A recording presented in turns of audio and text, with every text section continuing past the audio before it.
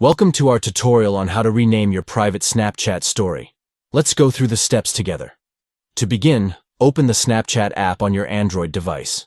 Once you're in the app, tap on your avatar or profile picture located at the top left of the screen to access your profile. On your profile page, locate the private story you want to rename. Tap on the three-dot icon next to the story to reveal a menu of options. Select the Rename Story button from the menu. This will allow you to edit the current name of your private story. Make the desired changes to the name of your story. Then tap on the Save button to confirm the new name.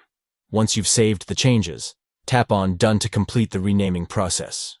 By following these simple steps, you can easily update the name of your private Snapchat story to better reflect its content or theme. Personalizing the name of your story is a great way to make it more engaging and memorable for your viewers. Thank you for watching, and we hope this guide has been helpful in enhancing your Snapchat experience.